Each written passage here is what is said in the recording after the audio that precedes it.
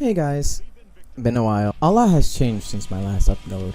New games, new IPs, got a new gender. But ignore the fact that my last upload was damn near 2 years ago.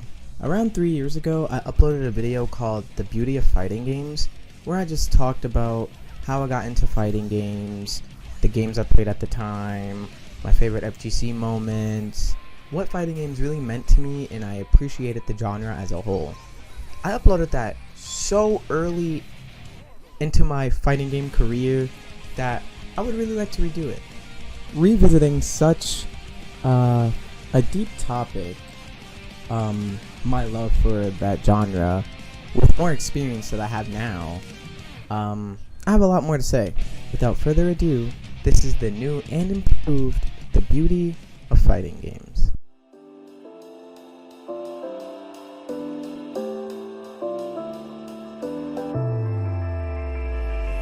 My addiction to fighting games started with Street Fighter V.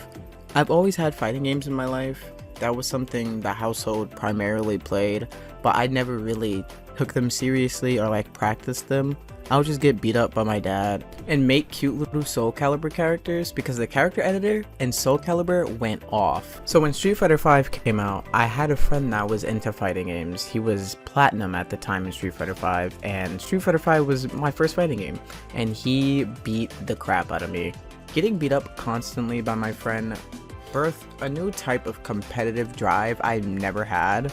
So it was like a drug. It was very addicting. In total, I have 763 hours in Street Fighter V, and about, I want to say 500 of those hours was spent of me going through a character crisis.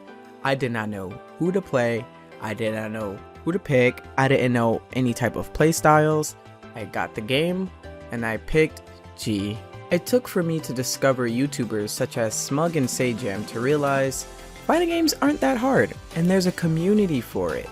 And these people are here to teach you. Once I learned the language of fighting games and realized these players and these people actually have a game plan set in mind, I looked at the genre entirely differently. As a spectator, I always thought fighting games were people just pressing buttons until someone dies. Now, as a competitor and player, I realized I was so wrong. There's so much nuance and unspoken rules to fighting games, but once you start to learn these unspoken rules, everything starts to make sense. Let's take, for example, neutral, or nooch.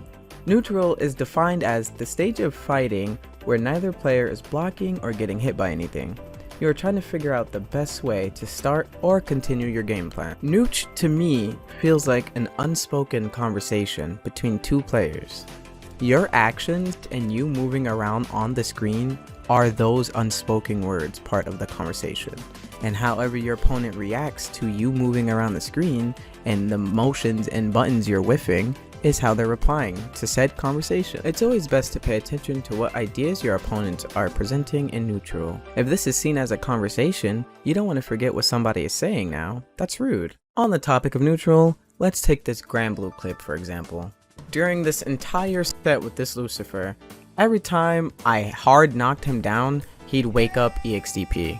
For those of you who don't know, EXDP or EX Dragon Punch is usually a character's safe wake up option.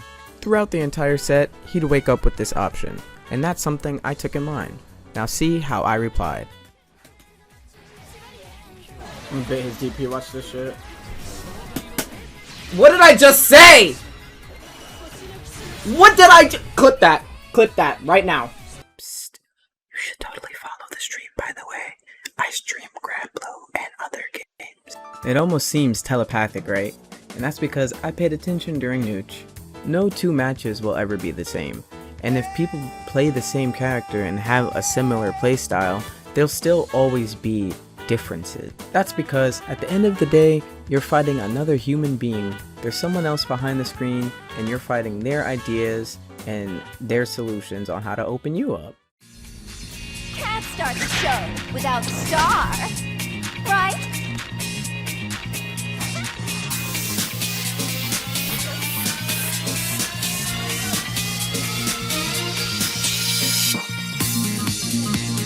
Fighting games are amazing when it comes to diversity. Ever since Street Fighter 2, combatants came from all walks of life. I've never had a hard time finding a character that I can say looks like me, or a character that I can say I see myself in. Sure, there may be some stereotypes like every American is Guile, but when it comes to showing people off and showing the different walks of life, fighting games do an amazing job. And today, I want to talk about queer representation. Characters in fighting games are unapologetically themselves and helped me, a trans woman, be more comfortable and accepting in my own skin. With trans characters like Bridget and Cagliostro, seeing their story and their journey in universe showed it was okay for me to be that girl. And being that I've been playing a ton of Grand Blue Rising, I learned that this is actually the gayest fighting game I've ever played. There's lesbian representation, trans representation, gay representation, all in one gay package. I know people feel as though representation isn't a big deal, and to that I say, maybe you're the majority and maybe you're represented a lot in media. But as a trans lesbian, knowing that the two characters I play are trans and lesbian, it does something to me. And to those who don't think representation is important, it's extremely important. It helps shows a group of people who don't feel seen that they're seen. And who wouldn't want to feel seen in media that they consume every day? Doesn't it feel nice? And the cherry on top of it all, the players are gay too. I've met a few other trans girls from fighting games. And more often than not, they shared the same opinion. It's amazing to be seen in media that we love, and it feels so good to know that characters we like go through the same things we go through. To know that characters we like are also gay, are also trans. They also are girls that like girls. In any other genre of gaming or movie or TV, I've never felt more seen and heard than I have ever been in a fighting game. Hey Paul, love this song. Man, give me that. Let me put you onto some real music.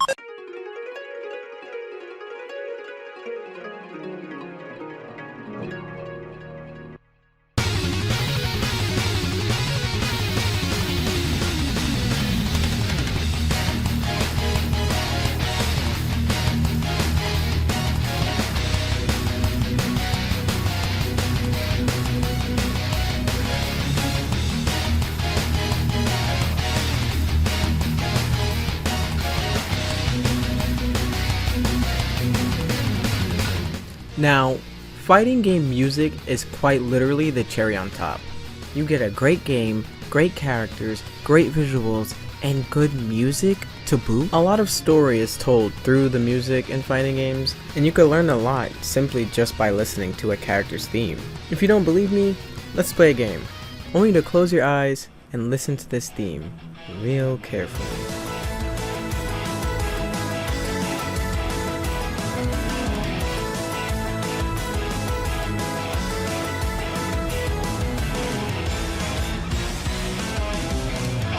Now, if you guessed May from Exerd, you'd be right.